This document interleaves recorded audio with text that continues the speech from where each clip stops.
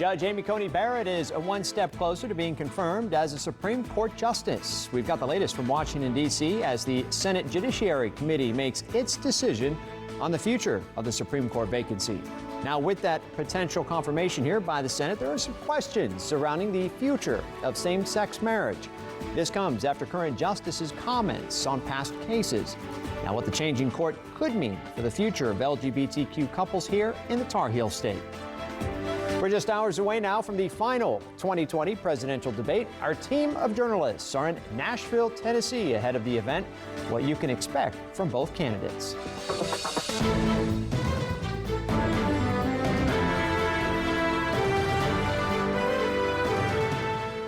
Happy Thursday, everybody, and thanks for joining us here on Spectrum News 1. I'm Ryan O'Donnell. We've got more on those stories in a moment, but first, let's get a quick check of that weather on the One's forecast. A little warmer out there recently. It's a gorgeous day, although temperatures above average yet again. A high temperature of 79 degrees. As we go throughout the rest of our day, a little bit humid. You'll feel the stickiness outside a little bit through today. Not as miserably muggy as it is during summer, but higher humidity than we would normally expect for late October. It's because we're ahead of a cold front, so we're seeing some of that moisture being pulled in. Tomorrow morning, we could see some fog to start again, but should be mainly dry throughout the afternoon, a high temperature of 75. As this front does approach throughout the weekend, it will warm us up again on Saturday, 76 degrees. That's ahead of scattered rain moving in late Saturday, and we could have some showers earlier on Sunday. As we get into Sunday afternoon, it will be cooler, a high temperature of only 67. So if you like it warm, enjoy today, because we do have a little bit of cooler weather on the way for this weekend. 68 as we head throughout this evening. Overnight, under a mainly clear sky, we'll be down to 57. Could start with some fog for Friday morning. We'll have a closer look at the forecast coming up in about 10 minutes.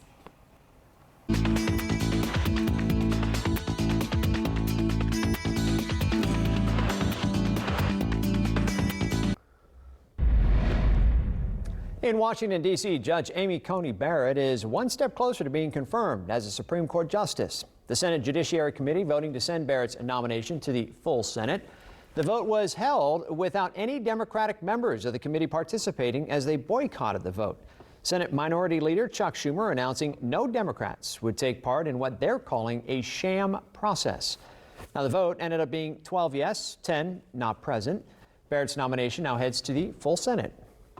Now, the vacancy here on the Supreme Court is throwing a number of big issues into question. Now, earlier this month here, when the High Court refused to hear an appeal from a former Kentucky county clerk who refused to issue marriage licenses to same-sex couples, Justices Clarence Thomas and Samuel Alito writing the decision here is a reminder of the consequences of the court's 2015 ruling on same-sex marriage.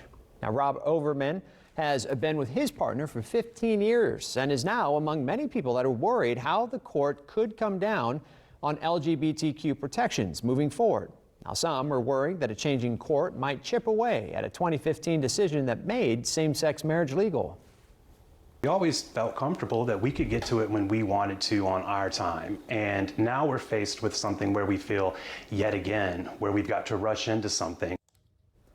The executive director of the Guilford Green Foundation, which is an organization supporting the LGBTQ community, saying the next thing to watch is the court's handling of Fulton versus Philadelphia next month. That case would decide if an organization receiving federal funding can discriminate against LGBTQ couples in adoption. Now, we are now less than 12 days, believe it or not, from the 2020 presidential election. And tonight, the president and former vice president will be facing off one last time in Nashville, Tennessee. That's where we find our own Mary Helen Jones this afternoon with what we can expect.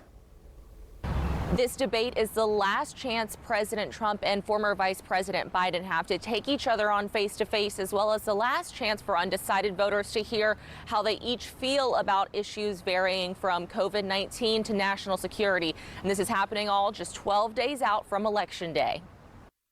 Tonight's event will take place at Belmont University in Nashville and is expected to be very different than the first. That debate was headlined by shouting and interruptions.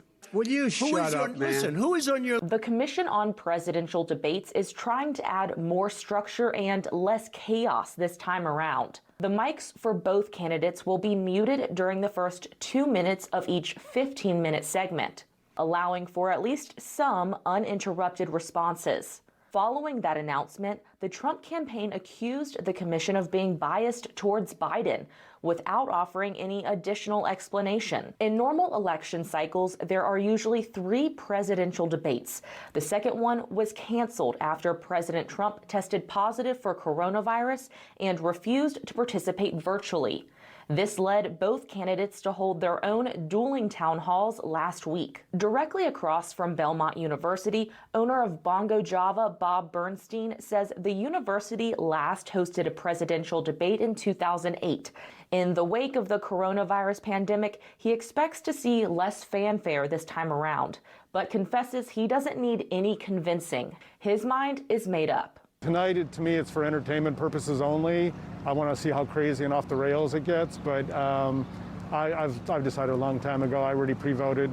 The debate will be live on Spectrum News tonight from 9 to 10:30 Eastern Time, followed by a post-debate program where our experts will break down the candidates' claims as well as talk about what it all means for voters. I'm Mary Helen Jones in Nashville reporting for Spectrum News. New national unemployment claims dropped below 800,000 last week. The Department of Labor also lowered the previous week's numbers here by about 56,000, thanks to updated data from California, which just completed a review of its system. However, the total number on unemployment does remain high, with 8.4 million people currently collecting benefits.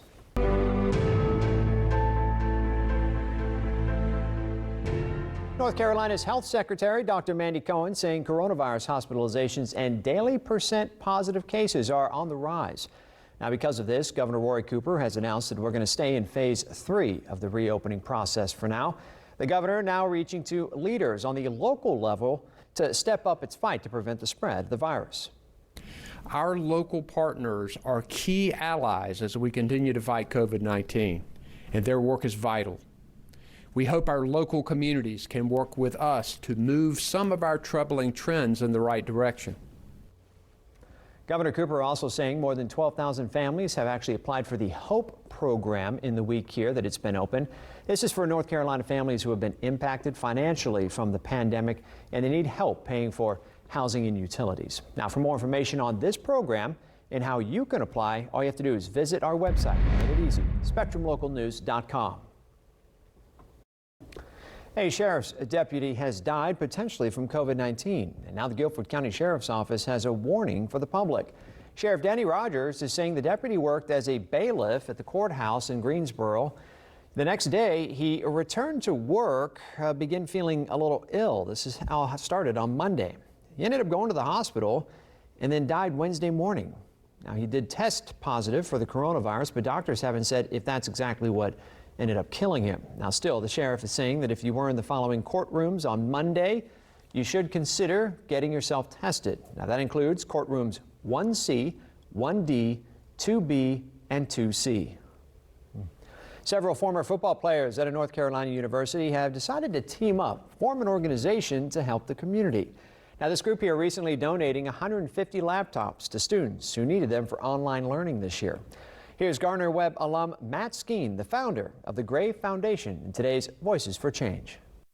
So the Gray Foundation is a group of former college classmates that have come together with the whole purpose of promoting unity in our communities. And two of the ways we're focusing on doing that is through education and professional development. It's important for us to level the playing field. So right now, when we talk about education and professional development, we want for everyone to have an equal opportunity to education and an equal opportunity to contribute to society. So leveling that playing field at an earlier age in life is a key component of that. Well, for anyone that would think that personally someone like myself doesn't have any skin in the game, I would argue that I do have skin in the game, because those are my brothers and my sisters that have faced inequality and mistreatment, and it's not right for me to sit by and watch that happen. People are good. There's a lot of good people out there, and what gives me hope is that talking to these folks, everyone can get behind unity and equality. We can all get where we want to go if we're willing to do it together. if we're willing to help others, if we're willing to have those conversations and not turn a blind eye, you know, I'd say that's the biggest life lesson, is to, you know, to be able to step outside of your comfort zone, have those conversations, and take some action. It's been a big growing experience for me, just from some of the racial conversations that we've been able to have with each other, honest conversations about race, and hearing personal stories from some of the people of color on our board, and for them to hear our side of things as well, and for us just to have blanket, open, honest conversations, knowing that the conversation's not going to get too escalated, and that we can just be honest and share our opinions.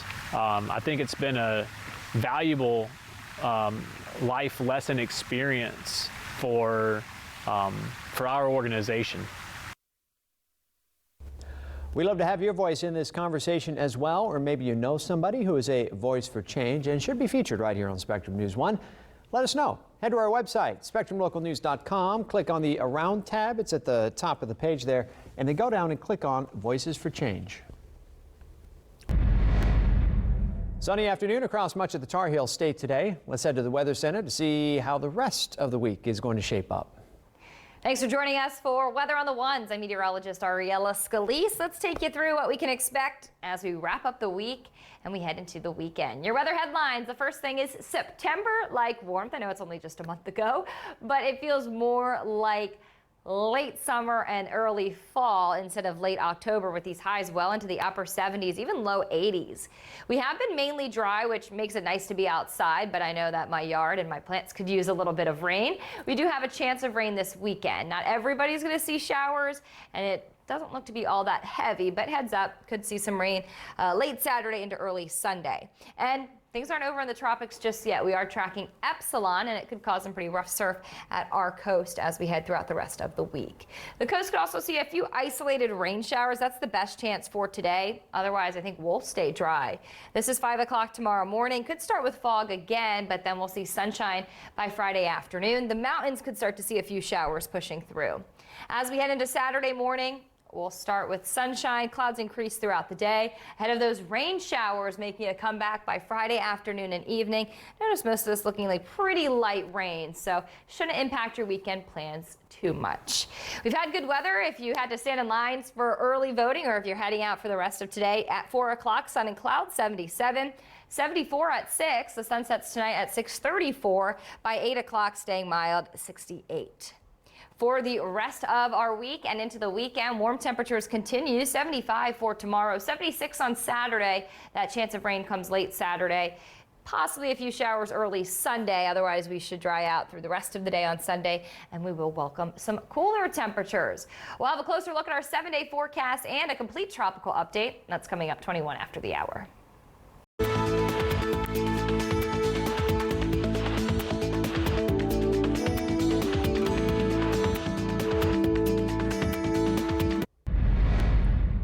After the break here, as voters head to the polls, the pandemic and how it's been handled could play a big part in who they cast their ballots for. Coming up, we got more details from our exclusive Spectrum Ipsos poll about how people feel about the fight against the pandemic at the local, state, and federal level.